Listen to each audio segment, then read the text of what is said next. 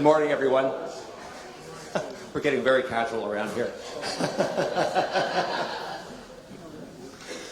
Welcome to the beginning of a new season, and I just want to take this opportunity to thank you all for being here today, for coming to the shows, for standing by us through the pandemic and while we're continuing to rebuild.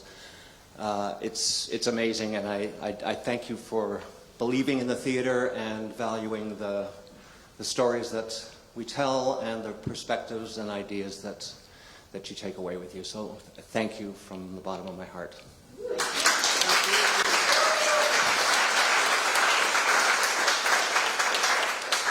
As you know, the Belfry is located on the traditional territories of the Lekwungen-speaking people. And on behalf of everyone at the Belfry, I thank the Sonkeys and the Esquimalt nations for the privilege of living and creating on this land, which they have cared for millennia. And a very special thank you as well to our cultural advisors who help us as we journey down the path towards reconciliation. Is there anyone here who has not been to B4Play before? Yes, great, one. Welcome. Just so you know, B4Play is, we devised it 10 years ago. This is the beginning of the 11th season of B4Play. Gregor, Craigie has hosted it for all of those 10 years.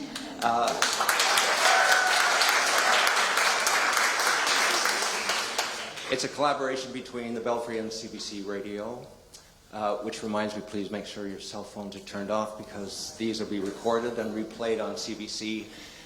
And we came up with the idea in order to provide information and insight into the upcoming productions. And so this is the B4Play for Kat Sandler's Yaga. And this is also available on, we're live streaming to Facebook, and it's also available as a podcast on the Belfry website. I think that's all I need to say. I'm going to hand it over to Gregor. Oh, except to say, if you have not bought and read Gregor Craigie's comic novel, Radio Jet Lag, make sure you do. It's fantastic.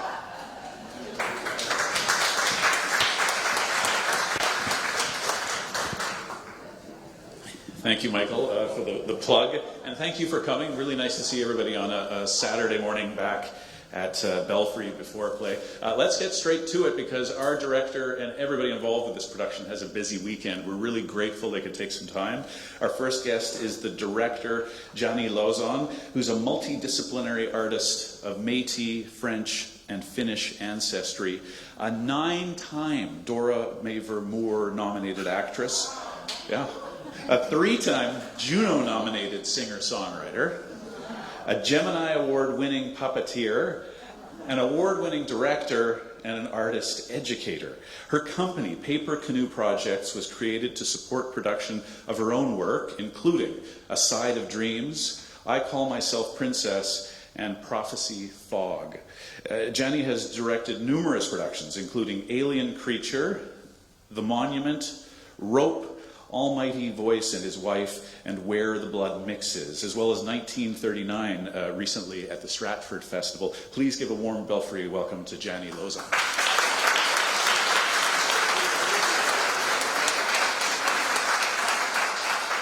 This is also my first time at B4Play as well. It's great to have you here, especially on a busy weekend. So we know that you have to run off and get directing right after this.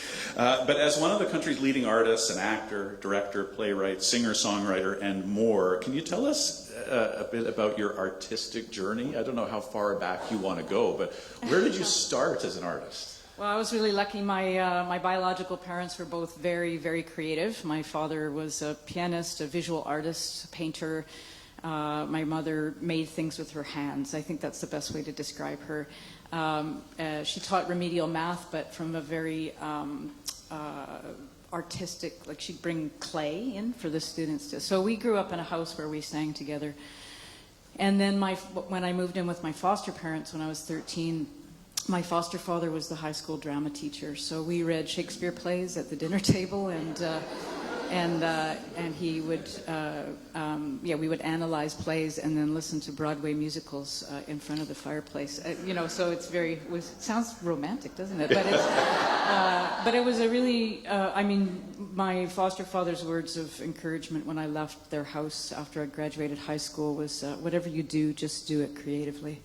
So, and think like an artist. So that's what I've always done. That's interesting. So this really started early. I mean, it sounds like you were immersed in this from the start. I was, yeah. I can actually remember a very distinct moment in grade 2. My mother put me into a creative movement class. I was a very dramatic kid. Don't be so dramatic was always the way that she talked to me.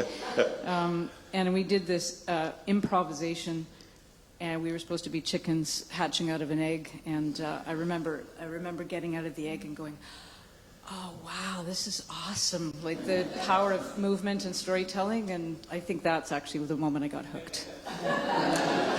What about directing? Where did that come in the progression of different things? Well, as you can hear from my bio, I'm a very multidisciplinary artist. I just can't choose one discipline over the other.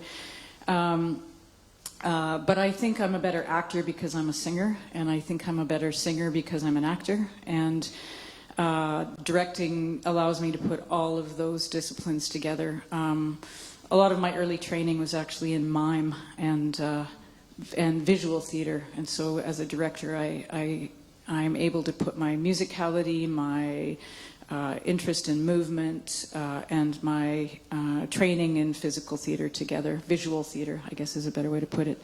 But it's not a sad thing, but there is a reality of being a woman in the industry over 50, and I noticed that when I was 50, and so I was like, well, I guess I better start directing. Just to keep the career going, Well, I wonder, in your earlier days, was it ever a challenge, and not that it should have been, but I wonder if people ever perceived you differently because you were so varied in everything you did? I mean, I wonder if it was ever a challenge, if anybody ever said, well, you're not just an actor because you're also a singer or a musician. Or is that wrongly perceived as a knock against a person who has such a wide variety of talents? Yeah, very early in my career, I attended a panel of artistic directors from across the country, and we had to bring in 2 pieces. So I brought in a Shakespeare piece and a clown piece, and they were so confused. And they said, you should choose one or the other. And I said, but I can't. I can't. These are, to me, they just come from the same seed of the tree. The tree has many branches. It just comes from one seed. And I feel that all of my disciplines come from that creative spark in me. What about the play? Without giving any spoilers, can you tell us more about Yaga? Can you set up the story for us? So Kat's play, Kat Sandler is a brilliant playwright. It's a play about Baba Yaga, who is based. So here's the challenge. There's Kat's play, and then there's my vision. So there's Kat's play. So there's so much out there in terms of Baba Yaga, and we'll hear lots of really amazing history about that in a minute. But Baba Yaga is a supernatural being. She's a medicine woman. She's a shaman. She lives in a hut. Now is considered on top of chicken feet, but some of the research that I did anyway, that we did as a group, was that chicken feet originally meant at the crossroads of consciousness and unconsciousness. So that's how I look at her, as a supernatural being that lives not in a hut on chicken feet, but at the crossroads of consciousness. So in order to preserve her legacy and the continuation of this lineage, there's certain choices that she makes. What if we leave it at that? Okay. And you've built this production as a collaboration between Indigenous artists and Ukrainian artists. So what do you think that brings to the play?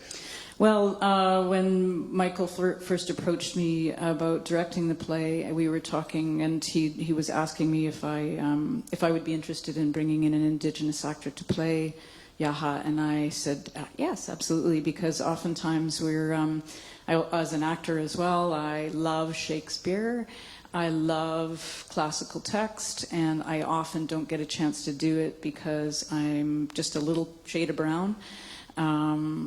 And it's better now, but when I was first starting out in the 70s and the 80s, I actually got told that I would never do Shakespeare because of the color of my skin. So we're in a much better place now, but it was a much different story then.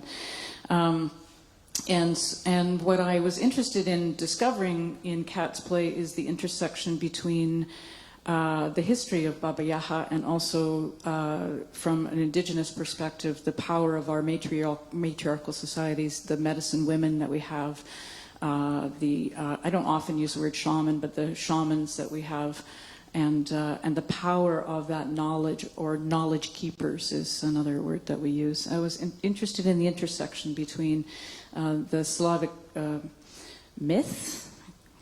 I question whether it was actually a myth, but or still is. But I think there's some truth to it, is what I wanted to say. And then the women in our community, our Indigenous communities. So it sounds like that strong matriarchal tradition that you talk about is a nice fit in a way, is it? Because if I understand it, Kat Sandler wanted to write a play about strong women. Yeah, absolutely. Yeah. Can you tell us a bit more about that, about how the play that she has written delves into that, and how you might be building on it too with your own vision? Yeah, I'm definitely building on it. If you've ever seen a Kat Sandler play here, Kat usually directs her own plays. My vision is definitely a different style than Kat's directorial style, for sure. So I'll offer you something new, new and different. Sorry, let me collect my thoughts here. I really wanted, I wanted to explore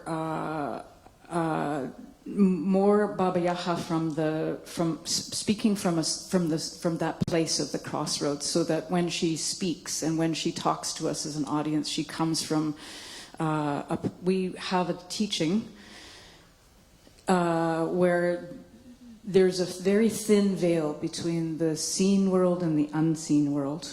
And some of our knowledge keepers and our elders and our medicine people can see through the veil, and some of us can't. I like to think that we all have that capability, but we're just we've lost our attunement to that over the centuries. But I wanted Baba Yaga in my vision of her play to be speaking to us from that place. And so, and the otherworldly knowledge that she brings forward. So she orchestrates, in a way, the action that happens throughout the piece. I mentioned you were at Stratford not long ago, and I wonder if I can ask you about 1939. You and Caitlin Reardon last year premiered this new play at the Stratford Festival, which you both co-wrote and directed. How does being the director affect you as a playwright as well? I wonder what it's like to do both. Some of my plays I would not direct because I can feel that that's really not a good fit for me. Like I can feel that I'm not all of my plays I should be doing that. But in the case of 1939 and my previous play that I directed, I Call Myself Princess, both of those were so research heavy, and so we spent with I Call Myself Princess, which was based on a real Creek Cherokee opera singer at the turn of the century. And a play that she actually helped dramaturg that was based loosely on her life, played at the Met in 1918.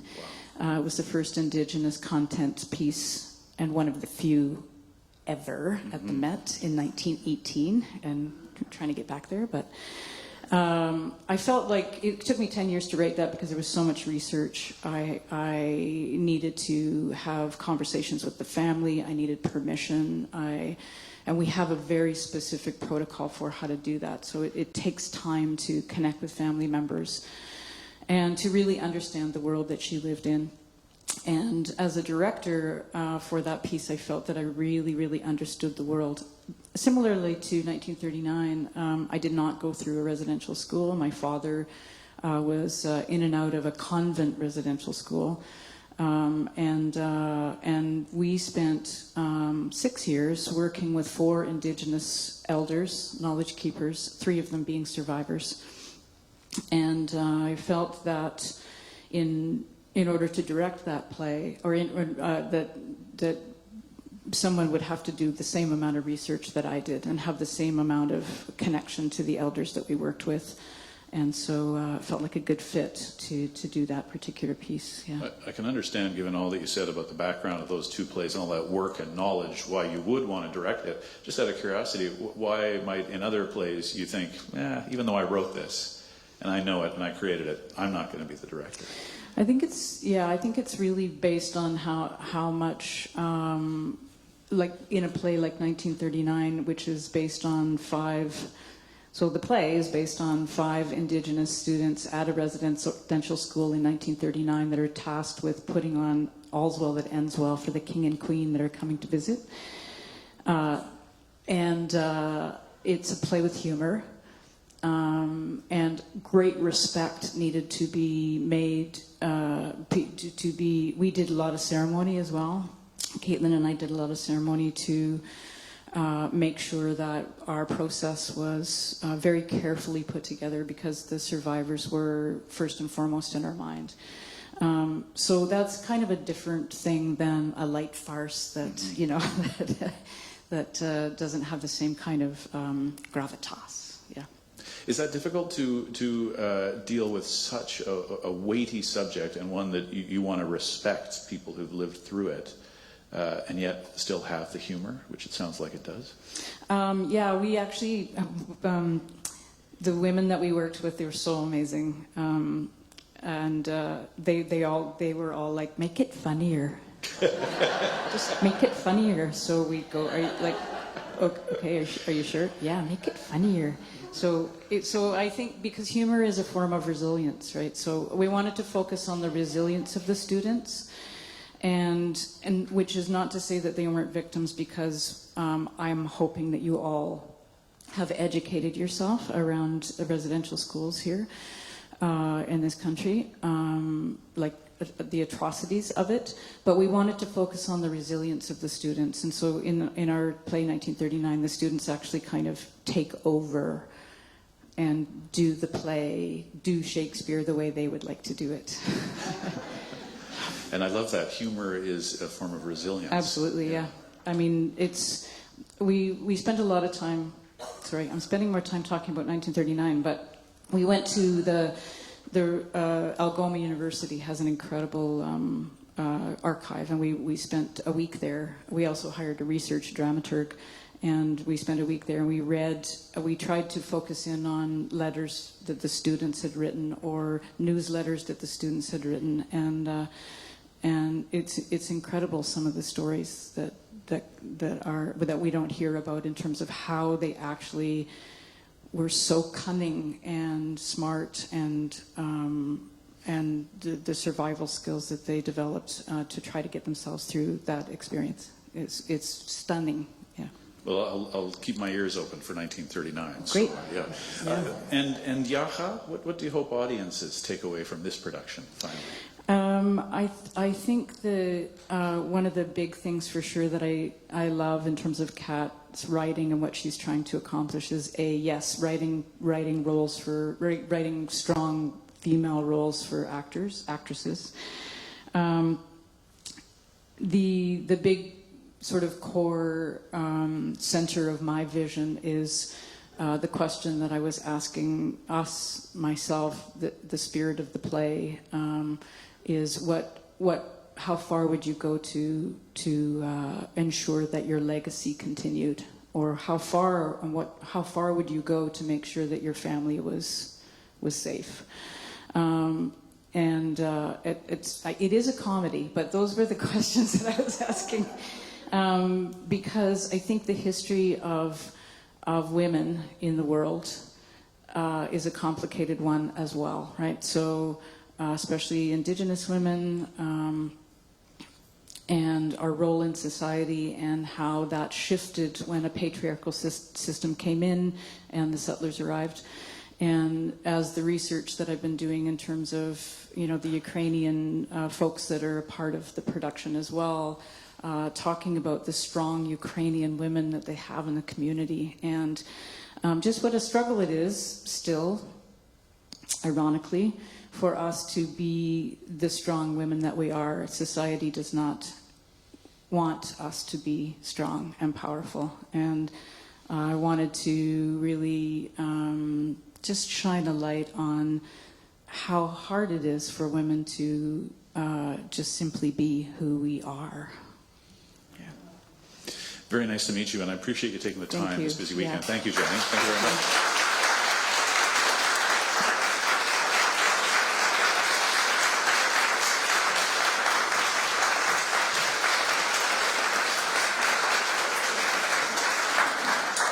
Jani Lauzon is the director of Yaga at the Belfry Theatre. Our next guest is Megan Swift, a professor of Russian studies at the University of Victoria. She is the author of the award-winning Picturing the Page, Illustrated Children's Literature and Reading Under Lenin and Stalin, published by the University of Toronto Press in 2020. Megan is also the editor of Revolutionary After Effects, Material, Social, and Artistic Legacies of 1917 in Russia Today, published by the University of Toronto Press in 2022. Please welcome Professor Megan Swift.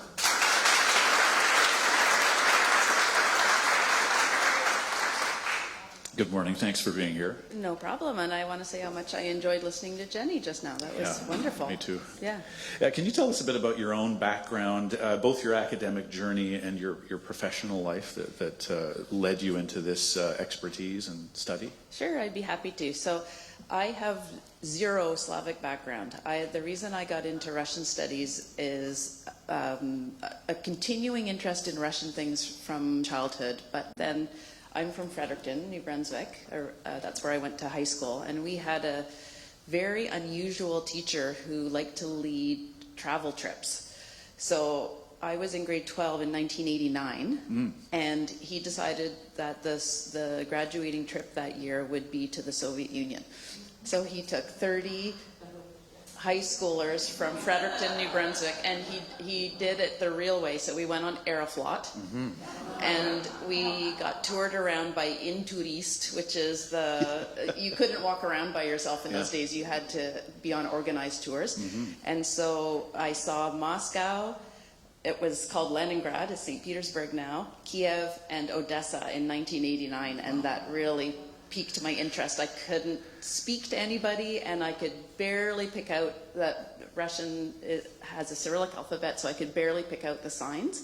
I could only really, I could figure out bar. Right. wasn't really allowed to go into it because I was too young. But so it really piqued my interest, and then I went to McGill, and they taught Russian at McGill, so I started to learn Russian. And just speaking to Nicole just before, she said, "How long does it take to learn Russian?"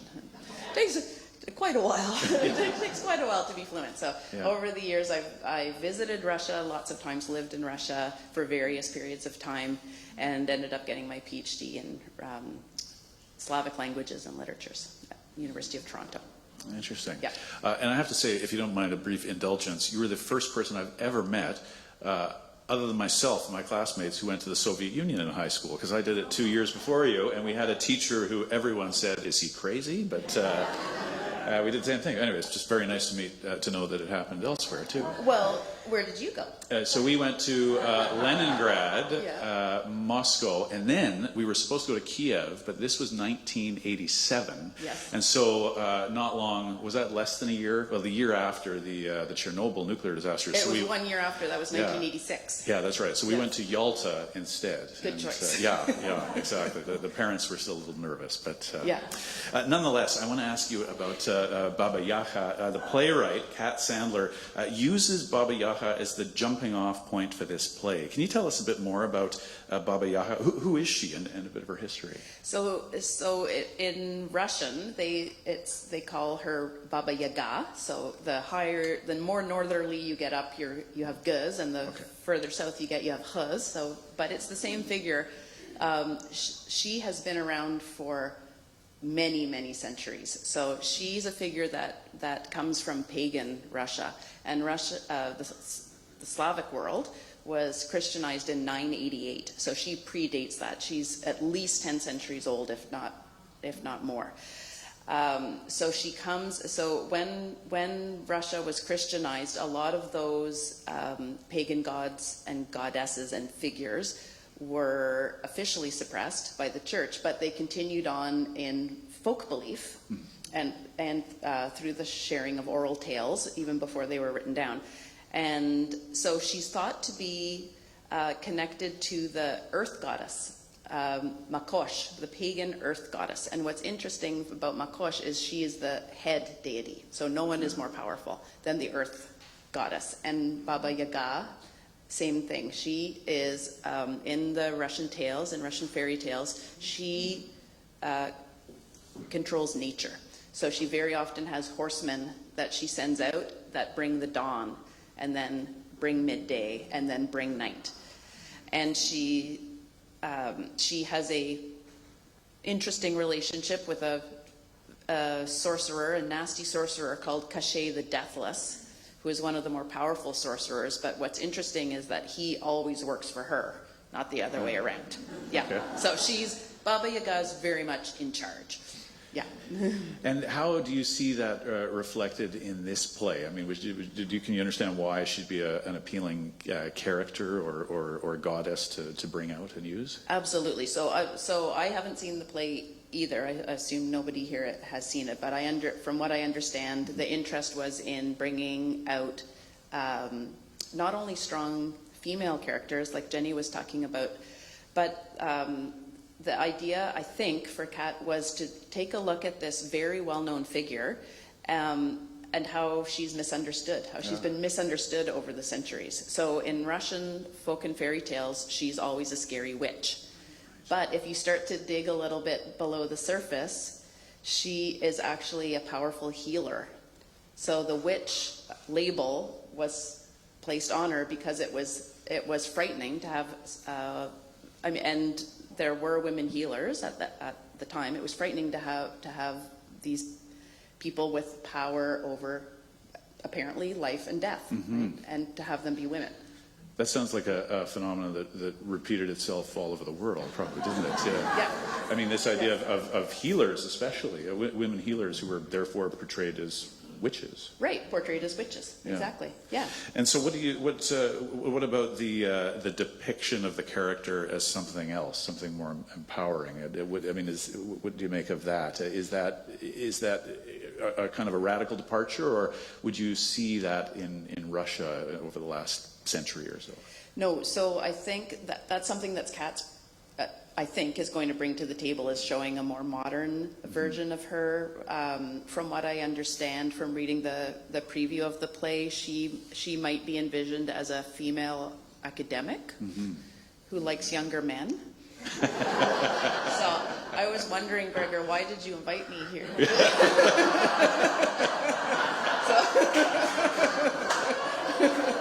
So I mean, my husband is younger, but he's only 6 months younger. So I don't know where this interview is going. But. Yeah, well, that's I think you're safe 6 months. That's very funny. Now, are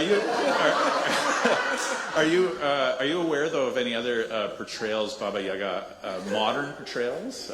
Yeah, so she gets portrayed a lot. So in Russian Ukrainian culture, she's still around a lot in film and TV. She's somebody that every child would know. So it's kind of the scary figure, like eat your peas and go to bed on time, or Baba Yaga might be coming. Like, it's a terrifying figure. But when she's portrayed in Slavic culture, it's always as an older woman. So the gray hair, she very often has iron teeth. she's a cannibal, so that's terrifying. Yeah. And she lives in the forest, and if you find your way to her forest hut, the famous hut on chicken legs, you have to pass her test. And if you pass it, you will be given something very special, knowledge that you can bring back to your own life. And if you don't pass it, you'll be eaten or killed. Yeah. Wow. And up until now, you've never come across a portrayal of her with the fondness for younger men. This is new, obviously. That's new, but the relationship with that sorcerer, Cachet the Deathless, is ambiguous. Oh, I don't interesting. know. Okay. Yeah. But he's deathless, so it's hard to say. And yeah, no kidding. What about the contemporary world? Were you surprised to hear this has been this ancient Russian character has been adapted to the modern world? Not at all. And I've mentioned how she keeps coming up again and again. She's a very powerful figure in Slavic TV and film and cartoons and stories even today. But she's also in a lot of Western media, and I've noticed more interest coming up around Baba Yaga than I've ever seen before, probably in the last 10, 15 years. So she shows up in a lot of young adult novels, like YA novels are so popular right now. There's TV shows like Shadow and Bone that are picking up on a lot of Slavic themes and mythology and motifs. She has, for somebody my age, she has shown up in Scooby-Doo episodes. Wow. Yeah. She is in children's animation. It's actually a terrible animation. It's called Ever After High. And it has all the fairy tale characters in it, like Cinderella's going to high school and Snow White's going to high school. And the head mistress is Madame Yaga. Oh, right. So she keeps showing up. And in that iteration, she's kind of a French woman but she's an older woman, but still with the gray hair, but very elegantly styled. But again, she's in charge. She's the head mistress. Can you read into anything about that? Does it reflect anything that's going on in society today, or maybe Russia or Slavic countries today? Or yeah, I think what I've noticed in my students in the last several years is that there's this real interest, even amongst adults, and not just students, people my age as well, of reading these, especially young adult novels and dystopias. And you've probably noticed on Netflix how many fantasy and dystopian shows are on right now. And Baba Yaga fits so nicely into those fantasy series. And I think it's because we're in a period of a lot of uncertainty and disruption, COVID being a big one, war in Ukraine, all kinds of other things. And whenever you get those periods of change and disruption, you usually get more interest in dystopias and in fantasy. And I think we're just in that cycle right now. so, as you say, you haven't seen the play, but how do you approach something like this anyway, as an expert in the subject matter and going to see it kind of reimagined from a different way? How do you go into something like that? Well, just listening to Jenny talk about what her vision of Baba Yaga was, I'm just fascinated to see what first of all what Kat's vision is and what Jenny's vision are of this modernization of the Baba Yaga figure.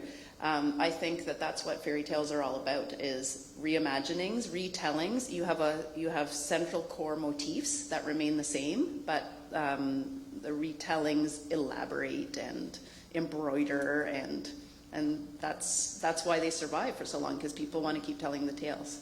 And do the tales differ from place to place significantly? Because, as you mentioned, even the pronunciation will vary as you go further north. And I wonder, with the war in Ukraine and a long history of various differences between different Slavic peoples, if you ever see that reflected in Baba Yaga and the stories. Well, so far I haven't. I've seen it. I've seen it in early Soviet tales. So when the revolution happened, Russia was the Bolsheviks were trying to stamp out superstition, and Baba Yaga was one of these superstitions from the past.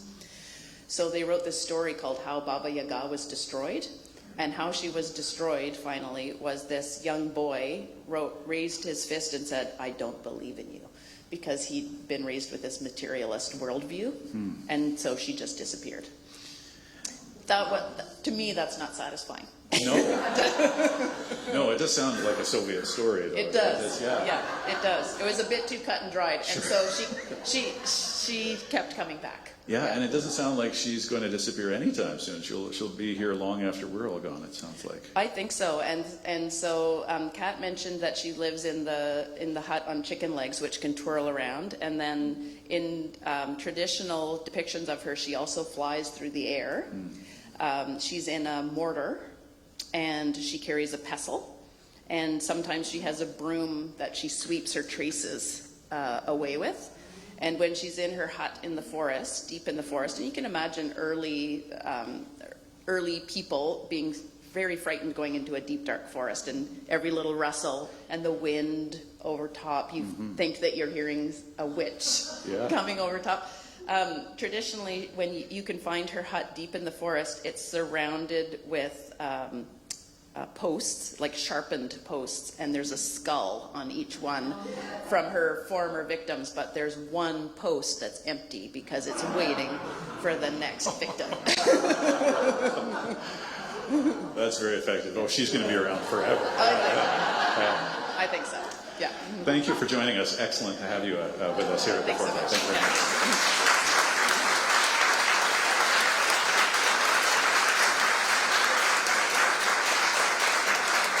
Megan Swift is a professor of Russian studies at the University of Victoria.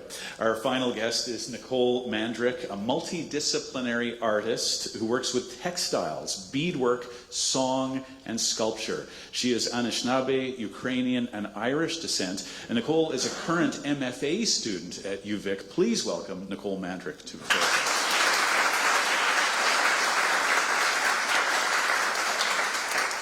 Thanks for joining us. Can you tell us a bit about more about your artistic practice and the focus of your MFA? Yeah, well, as of this morning, I just found out I'm defending in 7 months, and so I feel like I don't actually know what I'm doing anymore. So pray for me. I am a beadwork artist. It started out traditionally as a beadwork artist. And within my MFA, I've been really exploring, I really believe in dream methodology.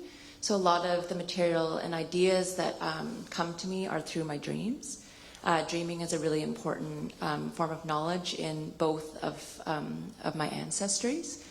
And so, yeah, I kind of took beadwork and moved it into textile work because it's been a way to kind of create characters and knowledge that comes from my dreams. It's interesting that you describe it as being a component of both ancestries. Can you tell us a bit about your different ancestries and the role they played in your life as you've grown up? Mm-hmm. Yeah, so I actually really didn't grow up connected to either of my ancestries. It was kind of never really talked about in my family. And then it was kind of as I got older that I was kind of going through a bit of a difficult time, and it just made me really want to dig deeper to ask bigger questions about myself. And so I've really been digging more into the ancestral pieces. And so my mother's Anishinaabe, my father's Ukrainian. And within those cultures and, the stories, the teachings, I've been able to really find some of those answers that I've been yearning for. Yeah. Now, I understand one of your artistic endeavors includes art and queerness. What is queerness to you, first of all? So my partner's in the audience, Margaret. So Margaret is an amazing Salish artist, and we have been able to kind of explore, I guess, sexuality and identity through art. We were able to create so in Indigenous culture, the term two-spirit is what we refer to like queer people or non-binary people. And two-spirit people hold our medicine people. They have, prior to colonization, were deeply revered people. They were the people that you would go to for healing. They had many roles. And so I feel like my art is kind of that reclamation of that. It's a way to teach people. It's a way to talk about it that kind of brings people in. Sometimes, you know, some of these conversations can be polarizing. Mm-hmm. So I feel like, I feel like it gives people ability to ask questions and for me to express who I am in this world. That's interesting. I like that way of thinking of art as being able to bring people in, especially when something might be polarizing. Definitely. And what about folk tales and fairy tales? How do you see them potentially having a role with that? Mm-hmm. I just loved listening to Megan talk because I love stories and I love folk tales. And I was raised Christian and kind of, you know, in my journey I've maybe moved a little bit away from that, but I just think that stories have so much power and so much teachings that for all of us to reflect on, and you know, especially like she was saying, like in these times that are really trying, right, for the earth, for people, and so and then to get to kind of think about those, reflect on it, and then express it in a material way feels really powerful. And the play Yaga explores the Slavic folktale of Baba Yaga and challenges some negative things that people have believed about her over the years. Can you think of any other examples? Have you come across other stories that might have done a similar thing for you? That's a really good question. I mean, I think of maybe like Nana Bojo, who's our like trickster. What about fashion, clothing, and jewelry? Because that's a huge component of this for you. Do you incorporate both Ukrainian and Indigenous elements into your work, or how would you describe your work? I love fashion. I just think it's the best thing. It's such a beautiful, like, when I see people walking down the street, like, especially older folks, and they're just, like, dressed up, I'm like, yeah, you go. Sorry, what was the second part of the question? I just got so caught up. I'm like, yes, fashion. I've forgotten the second part of the question because I'm realizing what a boring blue shirt I wore here today. I'm not judging you. I'm not judging you. No judgment. I'm just kidding. But how is it reflected? Well, how is it reflected in your own fashion? Oh, yeah. Either what you choose or what you create. Oh, well, I can't leave the room without beadwork. I noticed. They're beautiful. My earrings. So I have an addiction. And I'm not afraid to say it. Margaret has said to me on many occasions, "What's that in the mail?" And I'm like, "Nothing." But yeah, no, definitely. Like it has a very, very strong influence in the way that I express myself through textiles.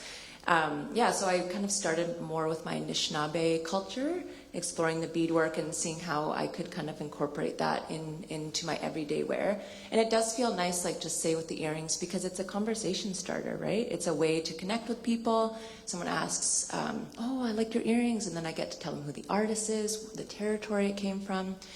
And then I've had the privilege of connecting with, her name is Nicole Mandrik, and she is a Ukrainian woman, and she does a lot of reclamation of Ukrainian art outside of kind of like, I guess, more pagan, and so I've been learning a little bit more about my Ukrainian heritage, and I have, you know, the kukum scarf, and it's a bit slower there. There's I'm still trying to find out the exact place my ancestors came from in the Ukraine. Like, I've mixed things.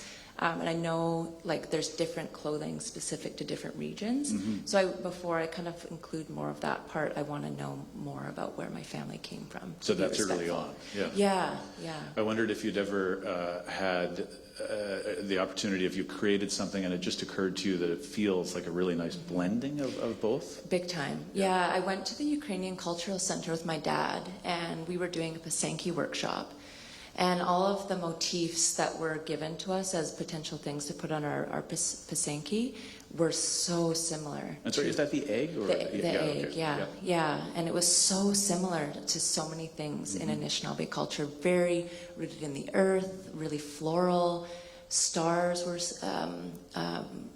very earth-based. And I was really quite blown away at the parallels And so I'm like, okay, these are good cultures to be together because there's a lot of, they really complement each other. Nice combination. Yeah, exactly. Now, you mentioned the kukum scarf. Ukrainian people have been wearing colorful scarves for generations, and recently Indigenous people have been wearing kukum scarves as a sign of solidarity with Ukraine. What can you share with us about this symbol and the support? Yeah, it's, like seeing, I mean, of course, the war has been so devastating to, when I went down to the rally, when the war first broke out, it was just heartbreaking, to be there with people.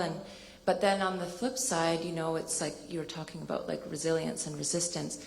You're seeing, then we saw this like allyship and support. And there's a really deep connection between Indigenous and Ukrainian people, because when Ukrainian people were fleeing, Indigenous people really could recognize the suffering that Ukrainians were going through and really came and supported, and were really there. And so then, it just kind of blew up, like, social media, seeing all of these folks just really talking about that history between Indigenous and Ukrainian people. And then showing kind of this, I got this from my Polish friend, but showing that, that solidarity and the real deep sense of relationality. It's actually been, it really made me feel, it just really warmed my heart. Do you think having a mix of cultural backgrounds in some ways makes you more prone to feel empathy for others who might be struggling or who might be having to be resilient? Definitely. Yeah, it's like, it's so interesting carrying all the multiple stories that I do. Like, on one hand, I have my Anishinaabe ancestors and the impacts of colonization. The other hand, I have my Ukrainian ancestors who have experienced different forms of trauma. But then, there's implications in colonization of this land. But I was raised to be very open. And it's interesting because my new job, I work for Saanich, and it's to work with varying cultures. And I think all of us, we all carry a story. We all come from, at some point in our histories, our people are deeply resilient, deeply beautiful people. And so I think when I try and approach people, it's kind of from this place of trying to understand that and really make space for everyone's ancestors and the places that we can kind of meet to walk together. And what about Yaga, finally? What do you hope that people take away from something that blends Ukrainian and Indigenous traditions together in this way that Jani was describing? Yeah, I think really that, like, that kind of the cultural aspect for sure, really highlighting the stories, like she was saying, the women, the powerful women that, again, in both Indigenous and Ukrainian cultures and other cultures, that they hold. And then, just, I guess, again, going back to that, like, relationality, that those, just the importance of that and what happens when we're able to really be together in a relational way. Thank you for joining us. Excellent to have you here as well. Thank you, Nicole.